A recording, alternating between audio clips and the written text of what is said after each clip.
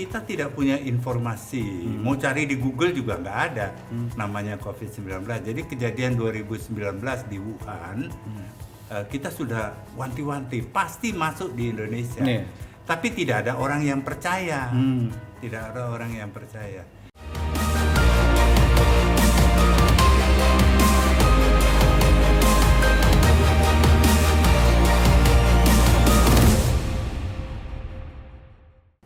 Selamat berjumpa kembali pemirsa Gatra TV. Kembali kita di podcast Gatra Bicara. Dan kali ini kita kedatangan tamu yang istimewa. Tamu yang kalau teman-teman Gatra Bicara semua Google pasti akan mendapatkan beliau ini selain pengusaha yang sukses, juga terlibat langsung terhadap penanganan COVID-19 yang lalu. Dan beliau ini sampai saat ini pun juga masih aktif untuk mengemukakan pentingnya kita terhadap pencegahan COVID-19. Jadi kita akan bicara seluk-beluk dalamnya dan juga menariknya cerita di balik COVID-19 kemarin, Pak ya. Ya, betul. Jadi COVID-19 alhamdulillah kita lewati. Ya. Dan Pak Adarta Ongko Saputra ini adalah yang bergerak langsung melalui Kill COVID-19 ya. Kill COVID-19. COVID-19 ini adalah suatu apa bisa disebut suatu gerakan atau sebuah yayasan? Satu perkumpulan, perkumpulan. Tapi itu ada singkatannya. I see. Jadi Kill COVID-19 itu kill itu dari komunitas Indonesia lawan libas COVID-19. Oh, jadi ini sebuah community, Pak ya? Ya, komunitas. Jadi selain Bapak sendiri siapa aja, Pak? Yang berbadan hukum. Jadi sebetulnya kita dideklarasikan pada tanggal 28 September tahun 2020 ya. 2020, 21, 22, 23. Jadi kita sekarang berusia 3 tahun. Yeah. Jadi kami berteman ya, para profesor-profesor ilmuwan. banyak sekali profesor-profesor yang ada ikut mendeklarasikan Kill COVID-19 dari rumah sakit. Banyak rumah sakit. Jadi kita dulu berkolaborasi kurang lebih 144 rumah sakit seluruh Indonesia berkolaborasi. Karena apa? Karena masalah COVID-19 waktu itu bagi kita itu barang baru yang tidak mengerti sama sekali. Jadi COVID-19 ini, 19 ini benar-benar respon pertama daripada ketika adanya COVID di Indonesia, Pak ya? Ya, betul. Jadi bersama-sama dengan para dokter, profesor, para ahli, kemudian juga para laboratorium kita kumpul. Kita tidak tahu apa yang harus kita lakukan. Nah, jadi akhirnya setelah kita deklarasikan Kill COVID ini, ya kata-katanya bagus sih. Kata-katanya itu gini, bahwa Kill COVID-19 ini lahir dari cita-cita murni, ya. Jadi cita-cita murni untuk melibas COVID-19. Itu kata melibas itu dan alhamdulillah juga berhasil, Pak ya. Ya, jadi waktu itu kita tidak punya informasi. Mau cari di Google juga nggak ada namanya COVID-19. Jadi kejadian 2019 di Wuhan, kita sudah wanti-wanti pasti masuk di Indonesia. Tapi tidak ada orang yang percaya. Tidak ada orang yang percaya. Jadi setelah COVID itu masuk di Indonesia, baru kita kebingungan. Nah, cuma kita tidak bisa berbuat apa-apa. Jadi COVID-19 ini masuk, kita membentuk Kill COVID. Langkah pertama kita hanya bisa mengedukasi. Satu-satunya yang pertama sekali adalah pakai masker.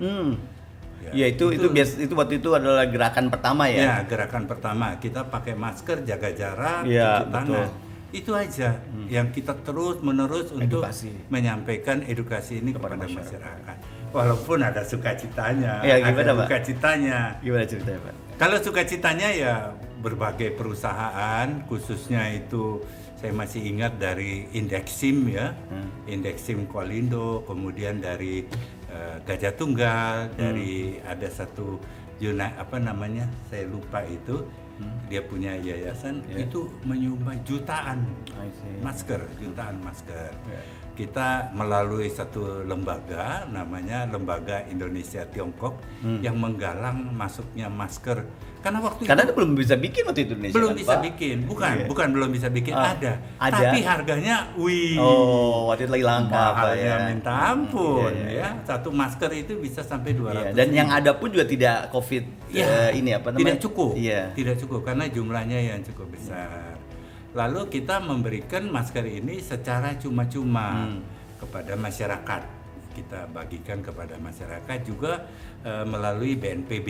Iya, Ya, betul. kita kerjasama dengan BNPB bagi lewat BNPB. Tapi itu sukacitanya. Jadi banyak orang yang tergerak hatinya untuk membantu. Betul. Tapi ada duka citanya juga. Duka citanya ya banyak. Satu, kalau kita mau ngajarin orang pakai masker, susahnya minta ampun. Iya, betul. Ya, bahkan pernah dulu tim itu cerita ya, mereka menuju ke daerah untuk diajarin pakai masker. Selain maskernya dibuang, mereka dilemparin macam-macam, ada disiram lumpur. Iya, betul. Jadi tak perlu ngajarin orang pakai masker, itu Iya, nggak ada iya. gunanya. Dulu inget banget kakin langkanya dulu tuh kita semua di rumah pada bikin sendiri, Iya. ngejahit sendiri dan sebagainya. Tapi akhirnya memang ada komunitas-komunitas seperti COVID Kill 19 ini yang memang berusaha untuk mendapatkan perlengkapan yang dibutuhkan untuk pencegahan itu Pak ya. Iya, Dan iya, ini itu. suatu pergerakan yang murni dari masyarakat Pak, atau Ya, ada murni keterlibatan dari pemerintah, masyarakat. Kita ada pemerintah? tidak bersama pemerintah, tapi kita mendukung pemerintah. Oke. Tapi bukan badan pemerintah. Kita murni berada di swasta. Ya. Dan itu purely niatnya adalah memang kita udah waktu itu Kill COVID-19 tahu bahwa COVID ini berbahaya untuk Iya, masyarakatnya. sangat berbahaya. Dan juga harus ada pencegahan yang dia Saya sendiri mengalami 3 kali kena COVID-19. iya, awal-awal tuh, Pak? Iya, di awal-awal saya yang kena. Delta itu Pak ya. Itu belum. Oh, belum. Belum ada nama. Iya belum ada nama betul. Jadi saya Awalnya belum ada nama ya. pertama-tama saya ya terus terang juga berterima kasih sama Pak Erick Thohir, sama Pak Budi Gunadi Sadikin, karena mereka berdua itu yang bantu saya untuk masuk rumah sakit. Yeah. Waktu itu rumah sakit sedang dipersiapkan di RSPP di mana itu, di Jakarta Selatan dekat Kiai Maja itu, apa namanya saya lupa. Nah itu saya masuk di situ, tapi tidak ada obat, ya tidak ada apa-apa, stres. Karena begitu masuk itu tetangga yang di sebelah tiap hari ngelihat orang meninggal. Iya betul. Jadi bersyukur saya bisa selamat. Jadi saya sendiri ya berharap bahwa saya udah dikasih kesempatan untuk selamat. Saya coba bagaimana cara menolong orang-orang. Dengan kesadaran itu dan kesadaran juga tadi bahwa COVID ini berbahaya, akhirnya sebuah komunitas terjadi dan ini akhirnya setelah lahir dari masyarakat, Iya. terusnya kemudian bernyatu dengan pemerintah untuk penanggulangannya ini selanjutnya Pak ya. Karena pemerintah juga akhirnya sadar juga bahwa ini juga membahayakan masyarakat. Memang ya. kita mengajak semua komunitas-komunitas LSM ya supaya kita bisa bergabung bersama-sama. Tapi syukur, alhamdulillah banyak sekali pihak-pihak yang membantu kami ya. Jadi setelah langkah edukasi pertama itu, kita punya 2 program andalan yang dilakukan oleh COVID. Yang pertama namanya Little Circle. Jadi itu si Little Circle kita memberikan edukasi ke tiap rumah tangga bagaimana caranya membendung supaya jangan sampai COVID itu masuk ke rumah tangga. Karena menurut hemat kami COVID ini mulainya dari rumah tangga. Betul. Jadi bukan di kantoran, tapi dari rumah tangga. Iya. Orang ini dari rumah tangga ke kantor, dia menularkan teman-temannya di kantor. Nah itu programnya namanya Little Circle. Ini cukup aturan mainnya cukup banyak ya.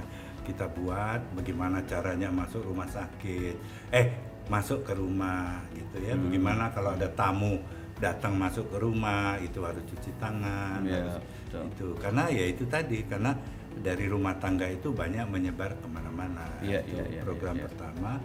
Lalu ya intinya kita harus memutus rantainya. Jadi kalau memang ada satu keluarga yang kena di rumah, bagaimana caranya tidak boleh menyebar ke kakak, adik, suami atau istri. Iya, Itu program Little Circle. Ini program cukup ampuh karena kita coba hampir 1.000 kelurahan. 1.000 kelurahan ya, cukup besar. Kemudian yang program kedua namanya Home Hospital. Jadi bagaimana merubah, karena rumah sakit udah terlalu penuh.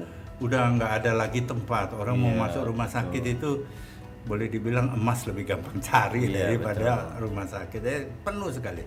Mau masuk IGD juga nggak bisa lagi, semua penuh. Jadi kita mengedukasikan kepada masyarakat bagaimana merubah rumah dia menjadi rumah sakit. Salah satunya itu ambil contoh misalnya suami istri gitu. Kalau istrinya kena COVID, nah apakah kalau orang punya rumah kamar banyak itu gampang. Nah kalau kamarnya cuma satu, aja. Ya toh, apa yang harus dilakukan gitu? Tetap dia boleh tidur, tapi dia betul-betul jaga jarak. Sehingga home hospital itu memberikan kontribusi juga penyelamatan. Kemudian bagaimana cara minum vitamin, obat gitu. Kita juga distribusikan obat-obat dan vitamin secara gratis, cuma-cuma, secara gratis. Gitu. Jadi program home hospital ini sampai saya dipanggil sama beberapa kedutaan besar. Dipikir kita membangun rumah sakit di rumah. Gitu. Tapi saya bilang bukan, hanya suasananya saja. Suasananya yang seperti di rumah sakit. Dan pencegahannya dulu ada istilahnya sampai 7S atau apa gitu. Ada sehat, pokoknya harus ada aturan main sampai di rumahnya itu bisa seperti di dalam rumah sakit. Bahkan beberapa kedutaan ikut membantu kami gitu membantu kami, bahkan ada percontohan yang kami lakukan, misalnya seperti di Kalimalang itu ada beberapa RW kita menjadikan pilot project. Jadi jadi misalnya rumah satu orang tuh cuma satu kamar, suami istri misalnya ada anak, bagaimana caranya anaknya tinggal, istrinya tinggal, kita atur. Bagaimana cara mandi, atau bagaimana cara pakaian yang ya istilahnya jangan sampai menularkan penyakit. Berarti cukup komprehensif dalam arti bagaimana mengedukasi dan pencegahan. Saya ingat kalau masalah bukan isolasi ya namanya. Tadi little group itu, saya ingat banget itu karena saya juga langsung mempraktekannya. Jadi berarti saya dapat dari Bapak itu waktu itu informasinya ya. Jadi kita juga mempraktekkan itu supaya memang membatasi kita kemungkinan ya Pak ya untuk terkena dengan COVID gitu Pak.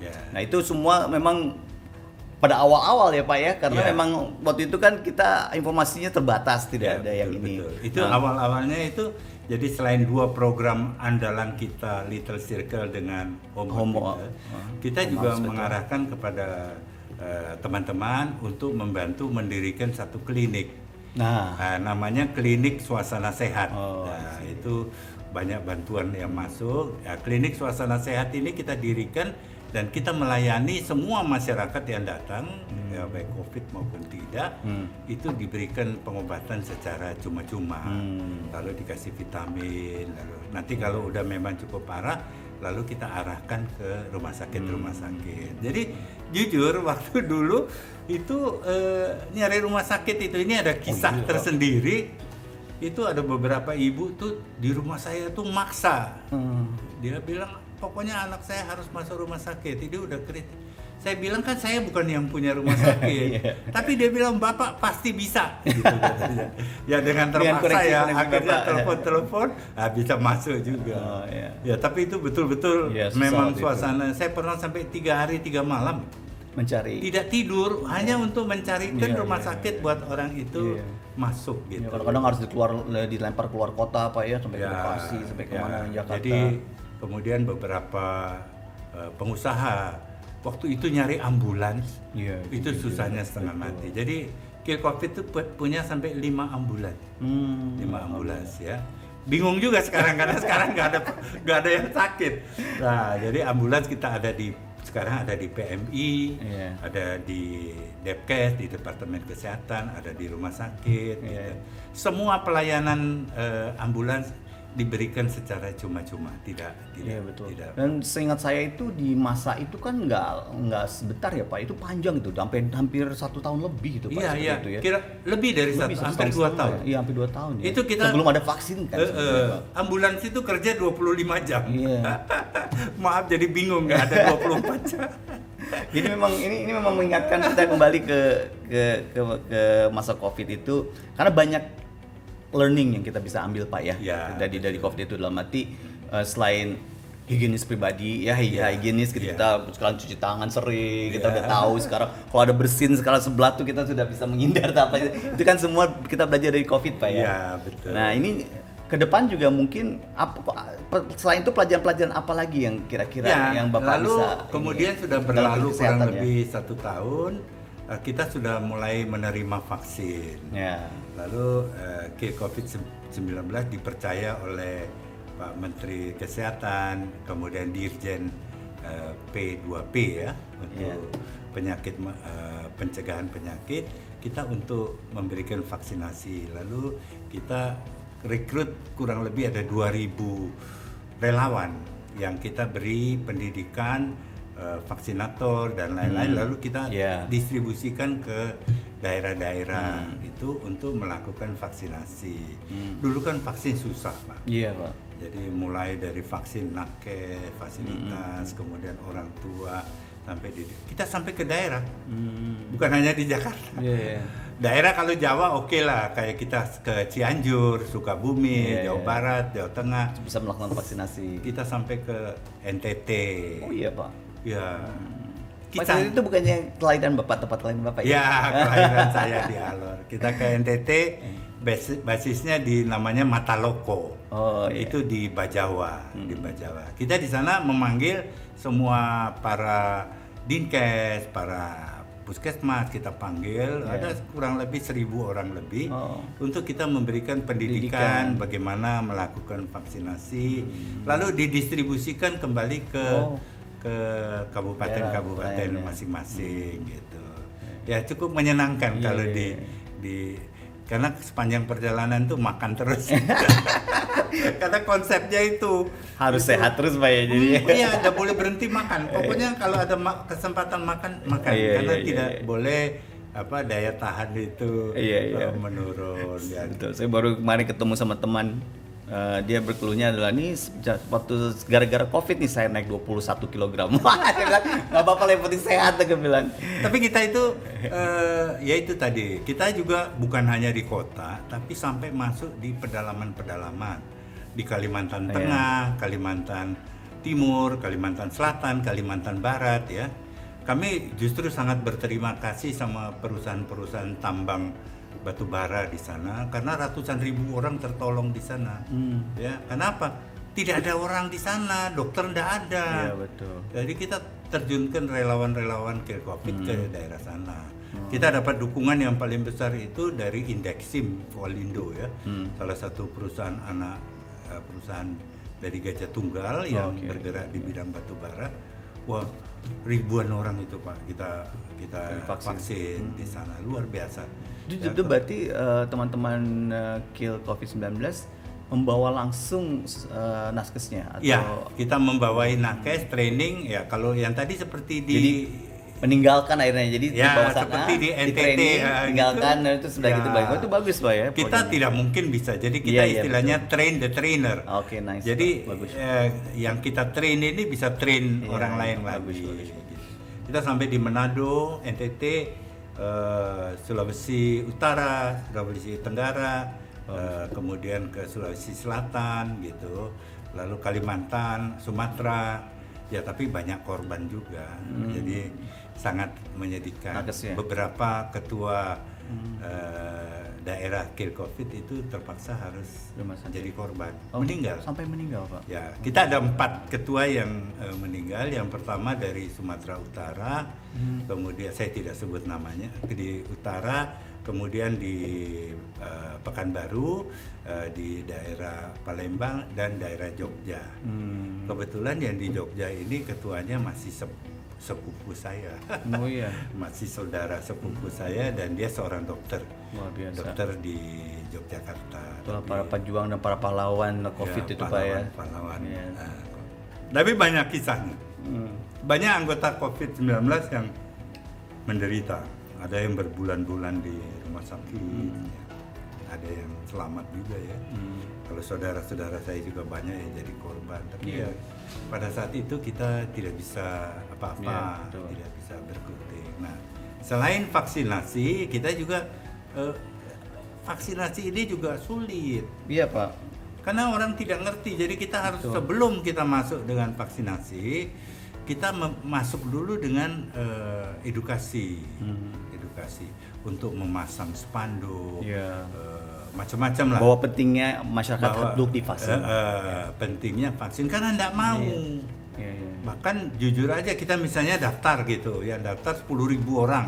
Jadi kejadian kenyataan ini di waktu itu di daerah Cianjur. Itu kita vaksin untuk para buruh pabrik sepatu. Ada mungkin sekitar 13.000 orang itu. Tapi yang divaksin nggak sampai 50%. Yang 50% itu alasannya tekanan darahnya tinggi lah, inilah itu dengan segala macam alasan tidak mau divaksin. Gitu. Jadi ada rejection juga yang tidak mau vaksin ini. Padahal entah itu karena mungkin lebih kepada kurang edukasinya ya Pak. Ya itu tadi kurang edukasinya. Padahal kita mau ngejar herd immunity itu, vaksinnya harus sebanyak mungkin gitu. Ada beberapa daerah yang menunjang bagus, tapi jujur lebih dari 50% itu menolak vaksin. Ya apalagi ada menyangkut agama, kepercayaan lokal yang melarang vaksin ada. Ya tapi puji Tuhan kita bisa kejar vaksinasi dalam jumlah yang cukup besar. Nah tadi itu kill COVID-19 dalam hal memvaksinasi masyarakat, mengedukasi terlebih dahulu Itu sudah gitu mengedukasi tentang pencegahan, mengedukasi bagaimana manfaatnya vaksin, kemudian vaksinasi sendiri. Tapi sebelumnya dalam hal penyediaan vaksin sendiri, teman-teman di COVID-19 terlibat nggak Pak? Ya, terlibat juga.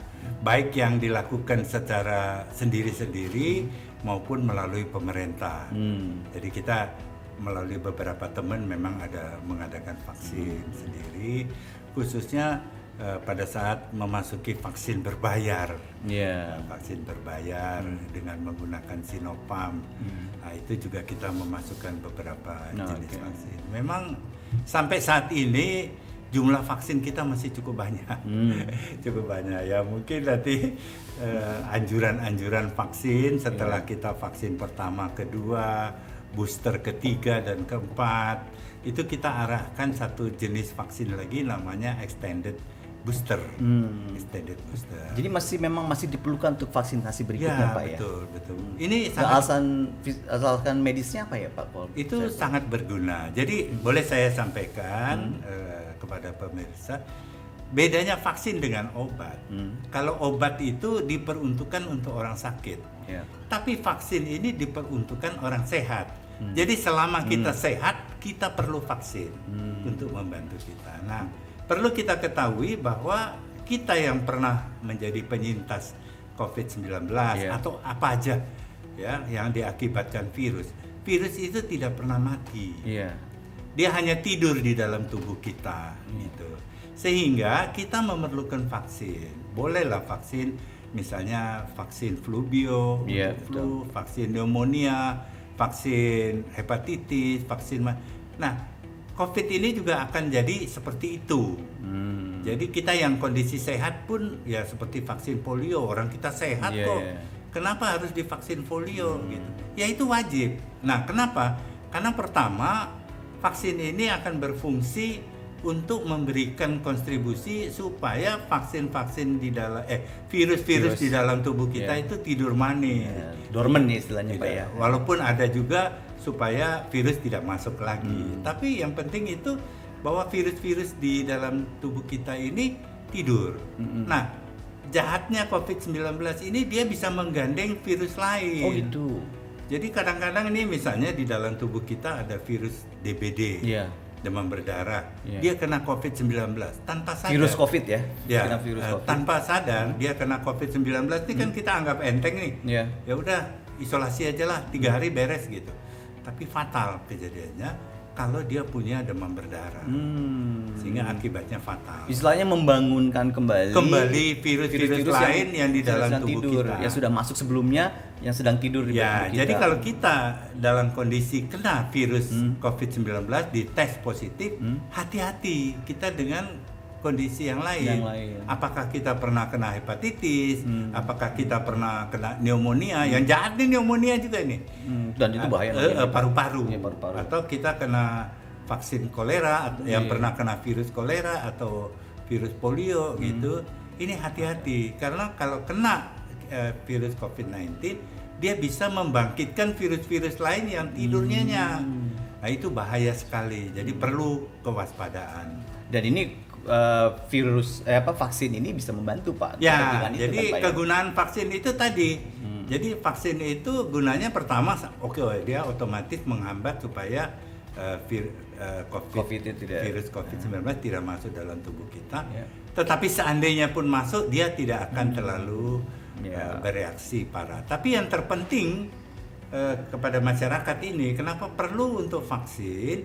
Supaya menjaga vaksin-vaksin ini menjaga virus-virus itu supaya tidak bangun, tidak berontak gitu. Menarik gitu. Menarik. Iya, karena itu jarang sekali yang disampaikan itu kepada masyarakat. Iya, betul. Ini memang kontroversi, banyak juga yang bilang vaksin itu berbahaya. Tapi secara pribadi ingin saya sampaikan bahwa vaksin, khususnya vaksin yang dibuat dari virus itu kan tidak berbahaya. Orang virusnya itu ada di sekitar kita kok. Jadi 100% vaksin itu aman. Khususnya untuk yang menggunakan virus yang di orang tiap hari kita makan itu ada virus kok. Jadi tidak berbahaya. Tapi kalau yang menggunakan genetik ya saya tidak tahu. Tetapi menurut saya juga itu tidak berbahaya. Tidak berbahaya untuk kondisi kita. Jadi tidak usah takut kalau divaksin. Saya sih sudah vaksin sampai 3 kali, kelihatan tidak ada pengaruh apa terhadap tubuh. Ya kalau perlu harus 1 kali lagi. Kita berarti harus ada extended ya. Boleh juga tuh. Ada yang vaksin booster kedua, kalau perlu ada extended. Pokoknya kalau mau vaksin hubungin saya boleh. Siap Pak.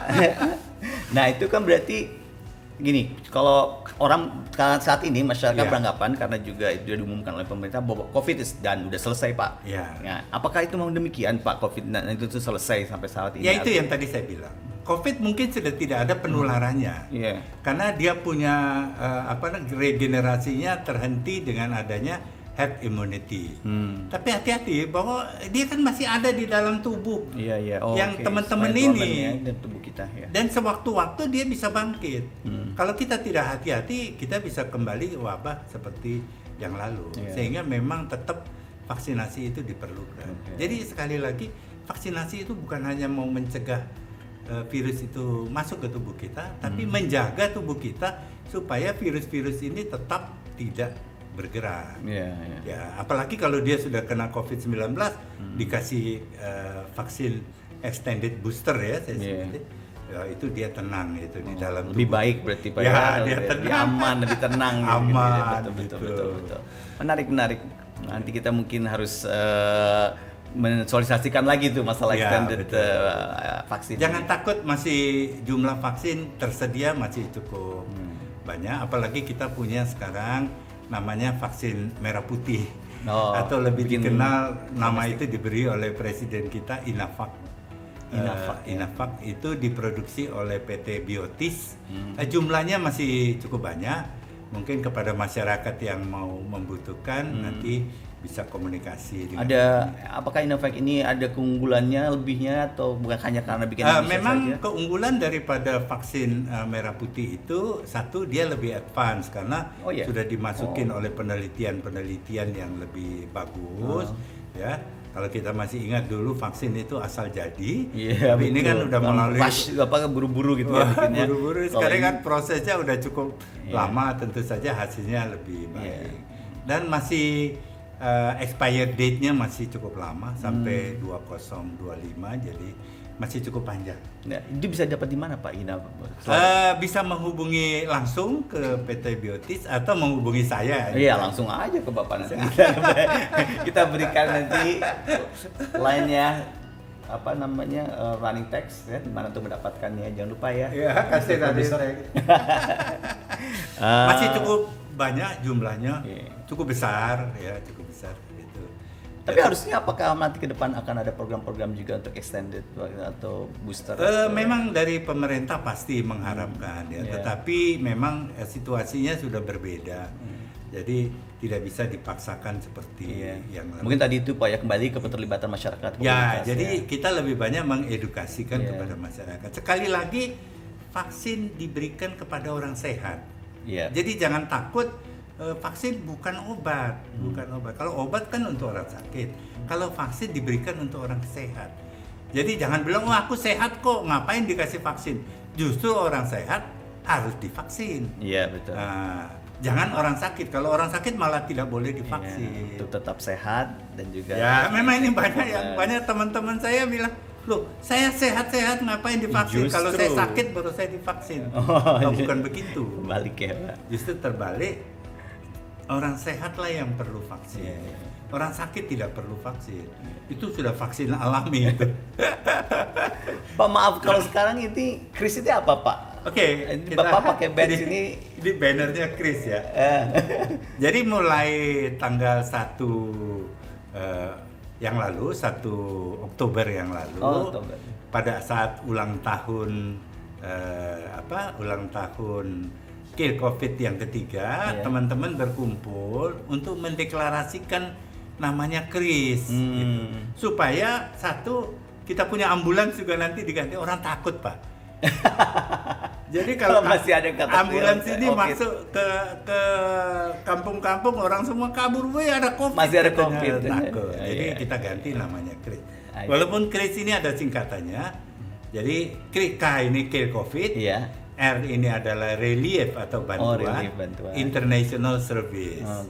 Jadi kita bergerak agak sedikit berbeda. Jadi tadi saya juga bikin satu wawancara bahwa kalau dulu Kill COVID kita mengumpulkan dana, baru kita membantu orang. Kalau sekarang kita tidak mengumpulkan dana, tapi kita mengumpulkan perusahaan-perusahaan yang mau membantu masyarakat. Jadi kita Kris sebagai perpanjangan tangan perusahaan, atau boleh dibilang sebagai apa? CSR provider. Jadi perusahaan-perusahaan tidak perlu lagi nanti dia harus bikin badan, ada organisasi untuk menyiapkan. Kita siapin semua. Dan nanti waktu keluar ke masyarakat itu tidak yang keluar bukan Kris, tetapi perusahaan tersebut. Jadi misalnya Gatra ini mau bikin acara di panti asuhan misalnya, kita akan arrange gitu. Mulai dari persiapannya, kita punya preparatnya, semua kita siapkan. Sehingga bagi perusahaan tuh menghemat waktu. Kalau misalnya dia mau bikin satu acara CSR harus bikin sampai 3 bulan, sekarang 2 hari pun jadi dia. Bisa, dia langsung memilih. Nanti kita akan bikin menunya, dia tinggal pilih, "Oh, saya mau ini," gitu. Besok sudah bisa. Atau misalnya kalau saya nggak mau ini menu ini, saya nggak suka, saya mau bikin sendiri, boleh, gitu. Nanti dia kasih. Dan Kris juga apa lokasi-lokasi mana yang membutuhkannya kan ya, Bapak silakan. juga. Nanti kita yang kerja. Misalnya dia bilang, "Oh, saya mau membantu para pemungut sampah." Nah, para pemungut sampah ini priority Kris ini. Karena menyangkut lingkungan hidup. Di daerah Tambora misalnya. Berapa orang? 500 orang gitu. Dia desain gitu. Nanti kita akan atur. Maunya apa untuk membantu para pemungut sampah. Jadi Kris yang mengeksekusi itu semua. Kita yang akan masuk gitu. Nah, menariknya lagi, kita sudah bekerja ini kurang lebih ada 10 perusahaan. Sudah ada 10 perusahaan. Sudah ada 10 perusahaan yang bantu, kita bantu. Jujur kayak edik. Saya jadi ya bukannya kita nggak mau kewalahan kan, masih tetap masih ada tenaganya. Tenaga masih ada banyak. Tapi karena berulang-ulang nama itu akan disebut gitu. Jadi teman-teman mungkin bilang oh itu ketua umumnya pilih kasih gitu. Tidak begitu. Memang mereka udah biasa jadi udah. Iya, baru seminggu lalu minggu karena depan mungkin melihat hasilnya nyata Pak ya. Ya, Ada. hasilnya nyata. Hasilnya nyata. Kemudian memang bermanfaat juga buat masyarakat. Nah, yang paling penting ada tepat sasaran juga karena kan Pak Kris kan tentunya kita Kris ini kan di 23 provinsi, Pak. Cukup besar. Ya, relawannya besar sekali di 23 provinsi. Nah, saya ambil contoh misalnya Bandung, Jawa Barat. Wah, kita punya ketua Bandung tuh jempol itu. Namanya Pak Sukanto, saya promo aja. Dia yang punya restoran Kampung Daun. Di Bandung ya. Nah, beliau itu aktif sekali. Sekarang lagi aktifnya untuk membantu air minum kepada masyarakat. Nah, air minum itu bukan saja air minum yang disuplai, mereka ngebor terus tiap hari, ngebor tanah untuk mendapatkan air bersih. Ini bagus banget programnya, bagus banget. Cuma ya itu tinggal nanti perusahaan mana yang mau membantu ya udah. Jadi kita berbalik. Kalau dulu kan kita selalu minta uang gitu. Sekarang kita tidak minta uang. Kita partisipasi langsung minta mendampingi dengan perusahaan ya. Terlibat. Jadi buat teman-teman Gatra TV yang menyaksikan hari ini, kalau memang butuh jasa untuk Kris untuk terjun kepada masyarakat dalam pencegahan kesehatan, baik itu COVID maupun non COVID juga Pak ya? Ya, ada COVID juga. Tapi ada satu hal yang kita fokus juga, itu adalah membantu pemerintah dalam bidang stunting. Nah itu stunting juga ini lagi karena prioritas pemerintah itu Pak untuk ditangani tahun ini kan ya. Kita database sudah masuk untuk daerah-daerah lebih dari 170 kecamatan yang akan kita bergerak di sana. Nah, stunting ini kan dipimpin langsung oleh Pak Presiden, Presiden Jokowi, yaitu tadi untuk menyambut Indonesia sehat. Iya betul. Atau disebut prioritas Indonesia ini stunting, menghilangkan stunting itu prioritas pemerintah mungkin Jokowi. Ada satu tambahan saya. Ini sedang dalam penelitian tapi kita belum tahu bahwa penyintas COVID-19 degradasi yang paling bahaya itu adalah IQ. Semua penyintas COVID-19 mengalami penurunan IQ. Nah itu yang kita sebut long COVID. Ada yang batuk, termasuk saya kena long COVID, pendengaran saya hilang 70%. Nah satu itu, kedua untuk masyarakat yang produktif, ya anak-anak muda, ya yang akan mau menikah dan akan mempunyai keturunan, ini harus waspada. Karena apa? Karena dikhawatirkan nanti dia akan melahirkan anak yang mengalami kondisi akibat dampak long COVID ini. Nah ini penelitiannya belum, tetapi kita anggap saja seperti kejadian di Jepang pada saat bom atom jatuh di Nagasaki, Hiroshima. Apa yang terjadi? Bukan pada saat itu loh, tapi 40 tahun kemudian itu anak-anak yang lahir cacat semua dan kanker. Nah, itu bahayanya, kita tidak tahu. Nah ini 40 tahun kemudian ini pas tahun 45 lewat itu masa generasi kita, generasi IQ rendah kan? Jangan sampai Pak. Jangan sampai, oleh karena itu perlu menjaga kesehatan. Betul. Anak-anak khususnya yang mau berumah tangga, periksalah ke dokter. Karena ini juga menyangkut masalah stunting. Jadi stunting itu kita tidak periksa pada anaknya, tapi calon ibunya. Betul. Misalnya kadar susunya cukup tidak, sudah harus ada persiapan supaya melahirkan anaknya sehat. Bahkan sampai sejak berusia muda ya. Dari usia muda sudah diawaskan. Nah ini tugas Kris juga itu. Wah mantap, luar biasa tugas Bapak ini.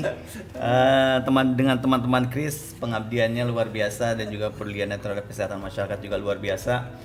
Kelihatannya kita nggak akan selesai ngobrol dengan Pak Darta ini karena banyak cerita yang menarik lagi dan saya dengar semua itu bakal nanti mungkin pada suatu saat akan jadikan tulisan yang menarik ya Pak ya, dalam bentuk kalau buku ada ataupun kesempatan, apalagi kalau disponsori Gatra gitu ya.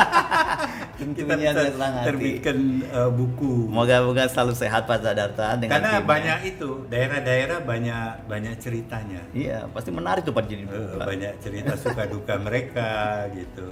Ya macam-macam. Oke, mungkin waktunya cukup saja di sini Pak. Ya, Sekali lagi terima semoga kasih. Pak Data dan teman-teman Kris dalam keadaan Terima sehat kasih. dan terus bisa melanjutkan pengabdiannya kepada masyarakat untuk menjaga kesehatan dan sekarang juga bergerak di bidang lingkungan juga kan ya Pak ya? Ya. Ada lingkungan Ya. untuk menjaga kebersihan dan juga Untuk kebersihan lingkungan. lingkungan kesehatan, Kita ya. ada beberapa program nanti kita akan announce juga untuk boleh di-announce lewat Gatra dengan senang hati. lingkungan hidup.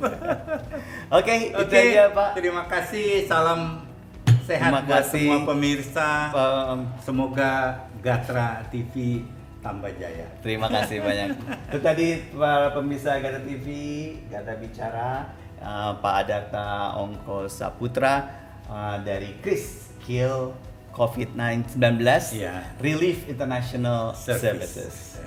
Oke, sampai jumpa lagi di tamu-tamu kita berikutnya.